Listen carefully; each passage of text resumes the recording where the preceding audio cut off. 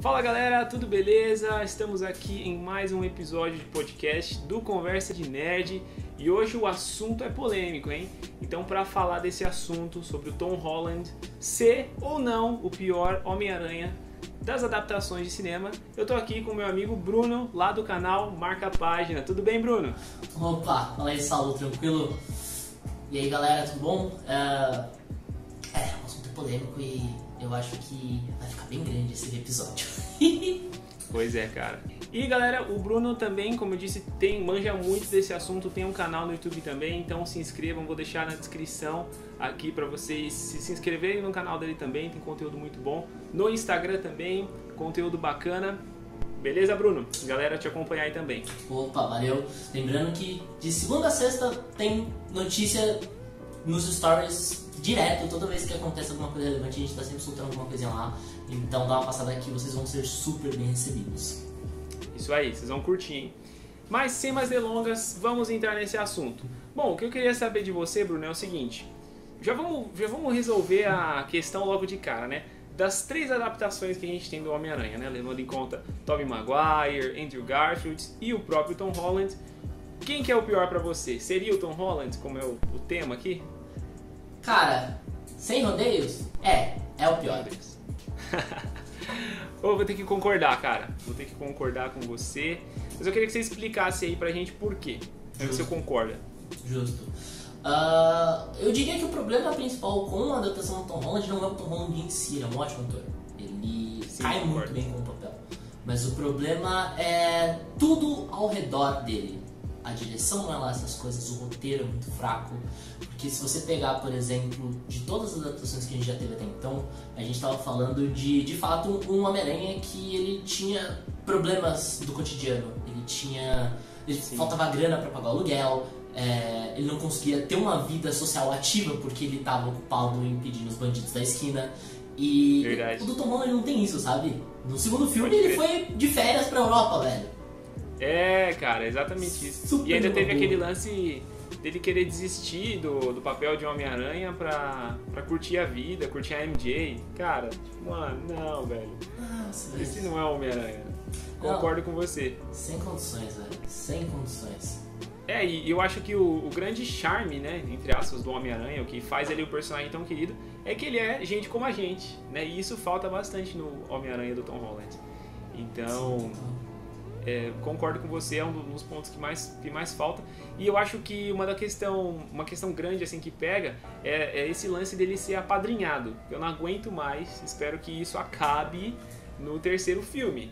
Porque, mano, ele é o moleque aranha, tá ligado? Ele não é o Homem-Aranha no cinema. Isso que é o problema. Cara, total, ele... E aí vem mais um daqueles pontos de... O problema do Tom Holland não é o Tom Holland, é tudo que tá ao redor dele. O jeito que ele foi introduzido, a maneira que eles fizeram colocar o Homem-Aranha no CM foi muito problemático. Porque o Homem-Aranha na vida, por mais que ele tenha feito diversas aparições pontuais em várias equipes de heróis, ele nunca foi muito vinculado a um personagem específico, no caso, o Homem de Ferro. Então, colocar ele entrando como se não fosse o Tony, ele ia ser um pobre coitado com a sua roupa caseira. É muito péssimo, sabe? É você desmerecer todo o esforço, a inteligência do moleque pra resolver todos os problemas que ele, em teoria, sempre resolveu sem ajuda de ninguém. Isso é muito triste. Exatamente, ele já trabalhou muito sozinho, né, nos quadrinhos. E ele nunca foi dependente igual esse Homem-Aranha aí. Poxa, o próprio traje dele é do Stark, né? No segundo filme, quando ele faz o segundo traje, que é uma coisa melhor, assim, vamos dizer, mas é uma coisa que o Stark tinha deixado pré-programado, ele só reutilizou.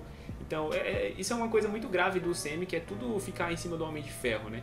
Que tecnicamente é o pioneiro, mas eu acho que concordo com você, eles vincularam demais a história dele, a introdução dele, com o Homem de Ferro, e isso acaba prejudicando. Eu acho que no primeiro momento, só pra colocar ele no Guerra Civil, até beleza, mas eu acho que essa dependência e esse lance dele precisar de um mentor, dele falar que, tudo bem que ele tava em desenvolvimento, mas aquela frase que ele fala no De Volta ao Lar, eu não sou nada sem a roupa. O que é isso, Putz, cara, muito péssimo. Mano, o Homem-Aranha é o cara que coloca um saco de papel na cabeça pra ele lutar, velho. Exato, tipo, o cara nunca teve esse tipo de amarra.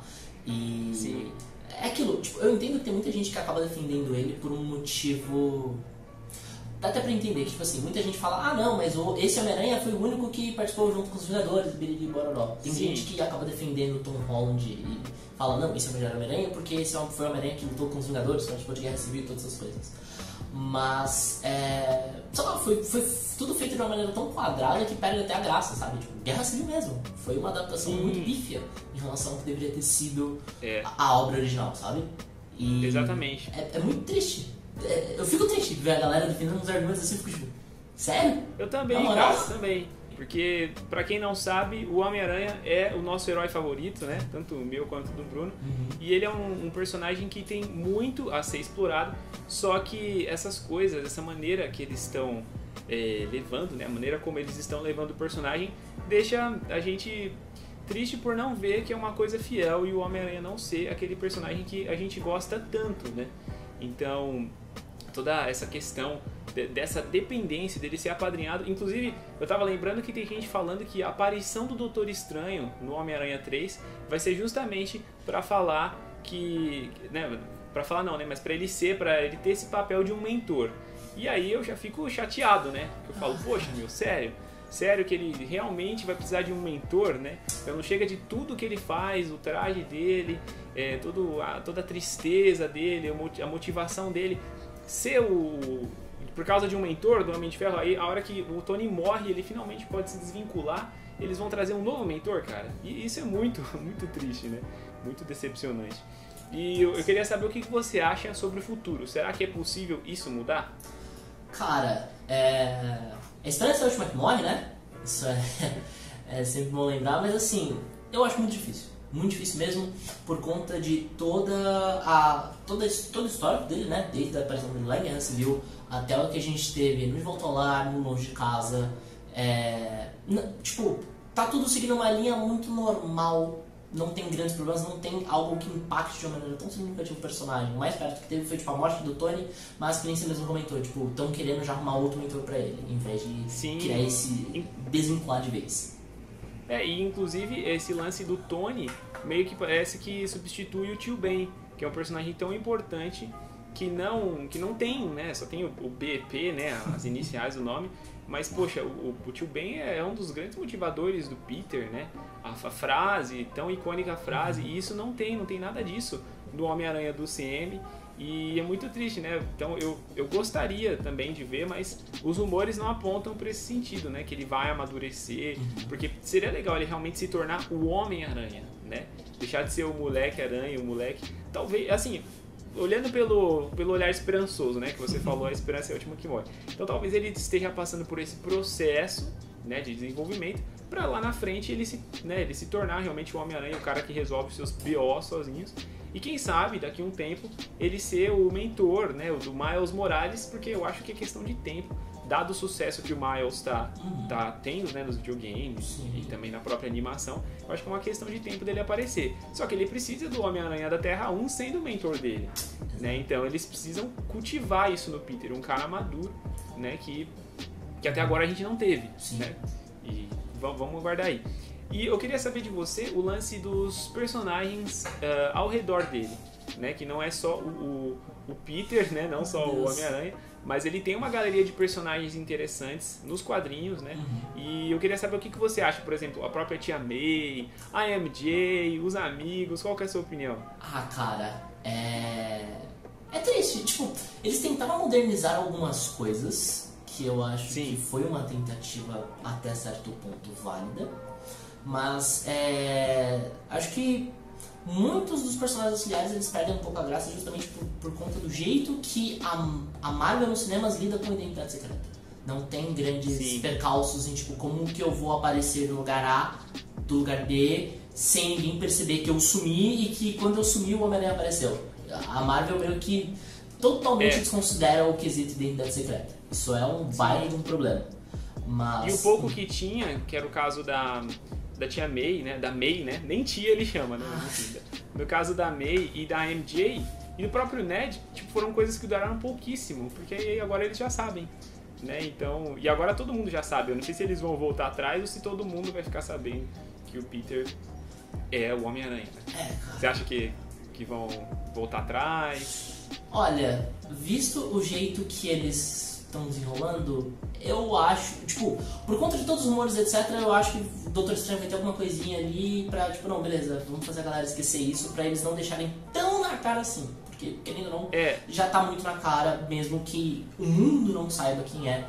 Mas eu acho que eles não vão deixar isso permanente, pelo menos não por enquanto. Porque, inclusive nos quadrinhos, quando isso aconteceu, o Peter teve que rebolar pra conseguir, né, fazer as pessoas esquecerem. Aí já partiu pra um outro lado que o CM não vai seguir. Nossa, mas eu também me lembro disso, velho. Isso me dá altos traumas, pacto com o Mephisto. Pois é, cara. Então, você pode... o mundo sabe minha identidade, também tá morrendo, etc e tal. Então, dá o casamento de vocês aí, tá tudo certo. Isso até hoje pra mim não desce redondo, mas... Pois é, né, tipo, aquele, como é, toma lá da cá, né? É isso, mas você me dá aquilo, né? Mas tipo, o que ele pediu foi uma parada muito específica. O jeito que a galera, a equipe criativa quis dar um jeito de acabar com o casamento foi meio pleno. Então. Mas sim. Então, mas eu acho que assim, eles deviam porque o Homem-Aranha, de todos os personagens, como você falou, do CM, é o único que ainda tá cultivando isso, né? Mas parece que aos poucos tá morrendo, né? Então, vamos aguardar, mas eu espero que eles mantenham esse lance da identidade, porque é um dos charmes do Homem-Aranha, né? Sim. E você acha que tem interferência, que na verdade que essas falhas, seja por conta dessa guarda compartilhada aí do Homem-Aranha, tá dentro do CM, da Disney, da Marvel Studios e ao mesmo tempo com a Sony? Porque às vezes o que eu tenho a impressão é que é muita gente querendo colocar a mão e acaba ficando bem destoante aí do que o personagem deveria ser. Qual que é a sua opinião? Cara, há uns tempos atrás eu pensava muito nessa questão toda de Sony, Disney, quem tava fazendo menos coisas erradas. E a grande vilã da história, no fim das contas, é que é a Disney. Porque se você parar pra olhar historicamente, a Sony, o que ela fez com o Homem-Aranha sempre foram coisas muito boas, na sua maioria. Tem um caso ou outro, tipo um Venom, que a gente finge que não existe. Mas, por exemplo, as melhores animações do Homem-Aranha, por exemplo, surgiram na mão da Sony. A trilogia do Sam Raimi, a trilogia o próprio do Andrew Garfield. Então, assim, a Sony sabe o que ela faz, na maioria das vezes. E o fato de deixar com a Disney... o problema é que a Disney quer deixar todos os personagens basicamente iguais no ponto de vista, não. Eles têm mais ou menos o mesmo contexto, tipo assim, o mundo meio que sabe quem eles são, eles estão, né, praticamente na mesma equipe, o que vai mudar um nome ou outro, mas é como se o personagem fosse basicamente a mesma coisa, só que vai mudar o poder e o vilão da vez. E deixar, tipo, naquele padrão PG-13, né? Exato. Então, assim, tem que ser uma coisa muito light. Não que precisa ser, nossa, violência extrema, mas às vezes eles querem deixar uma coisa tão light e acabam não aproveitando certas histórias, né? Certas tramas que poderiam ir e também certos pontos dos personagens, né? Sim. Então, talvez sim, a Disney seja a vilã nesse caso. Não, total.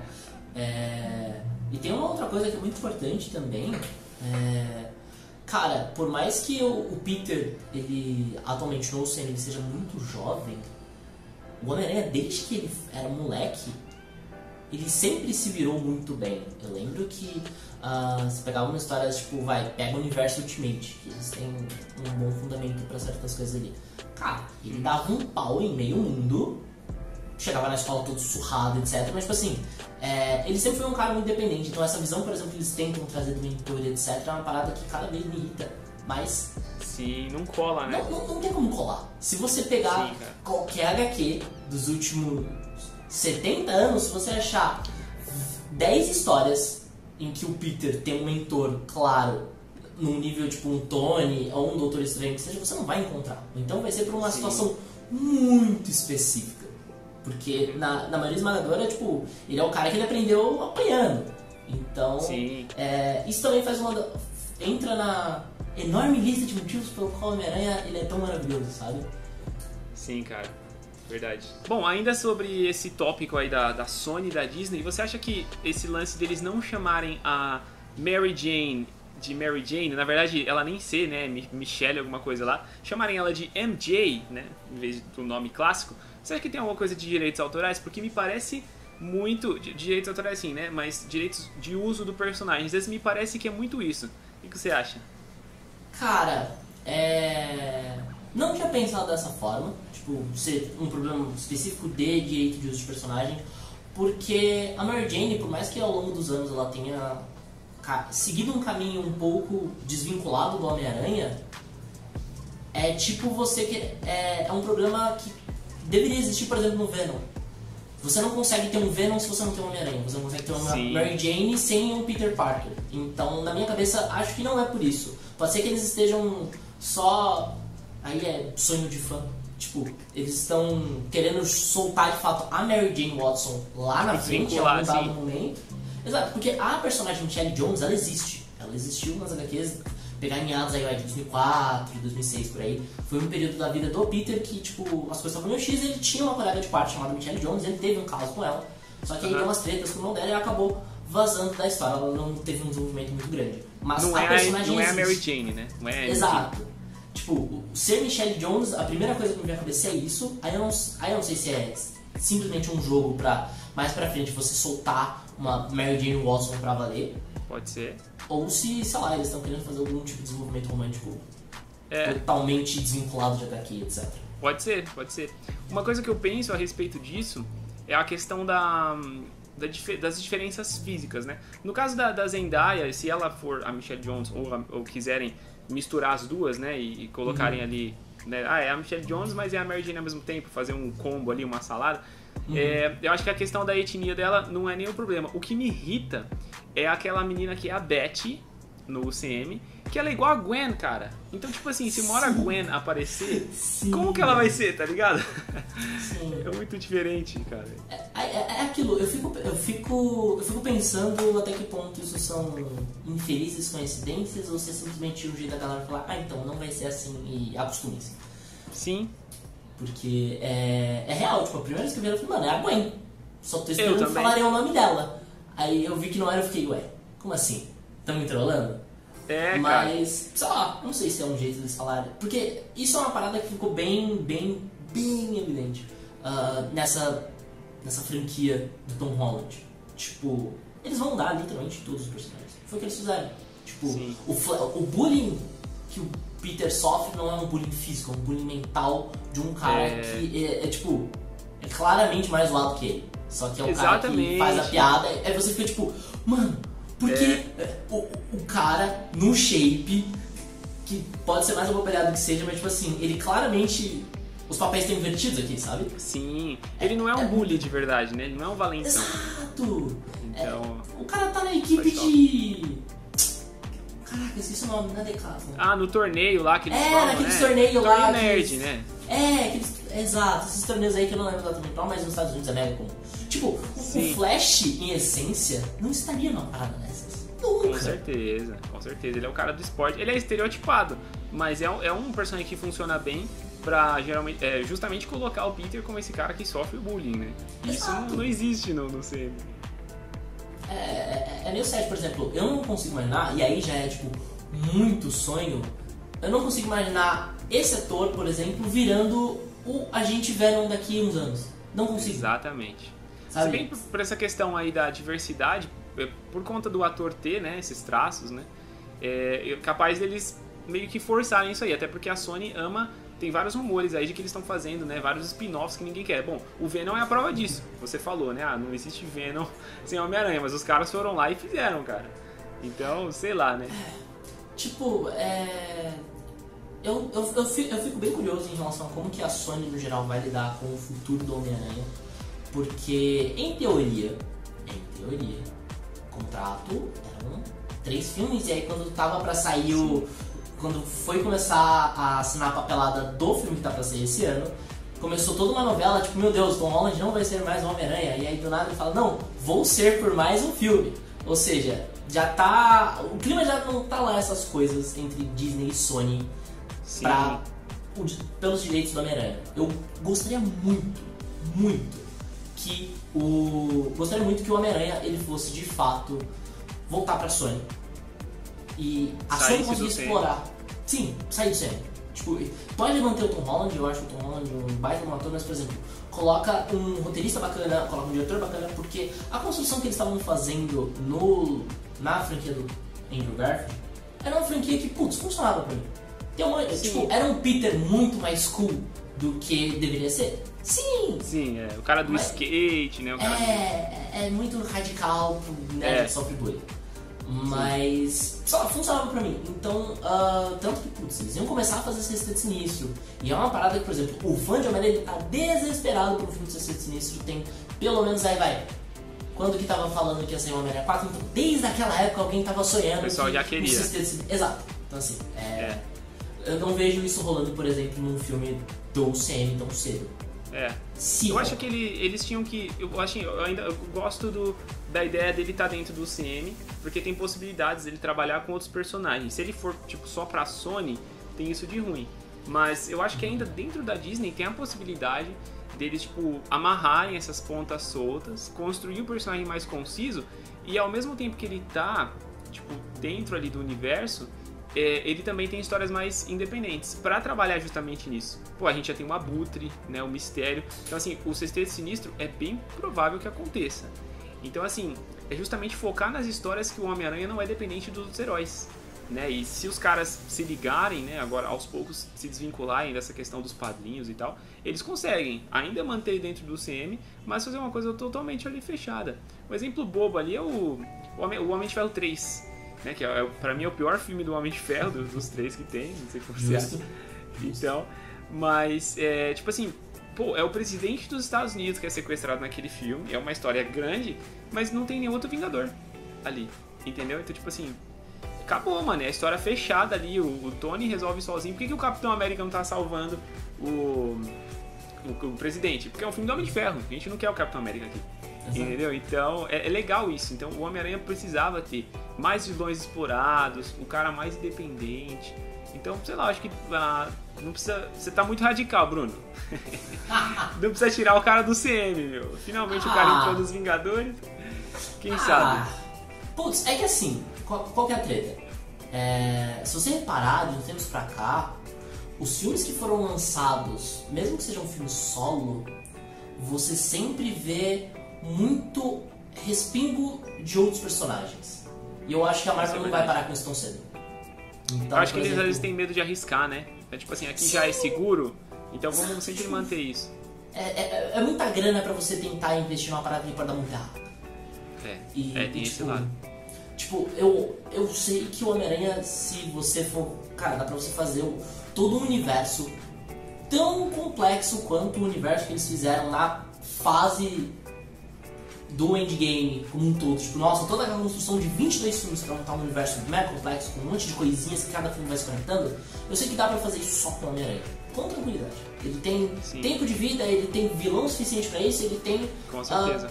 Ele tem todo um respaldo histórico que comprova que, mano, se eu quiser, tem muito material, fazer né? Exato, não falta material.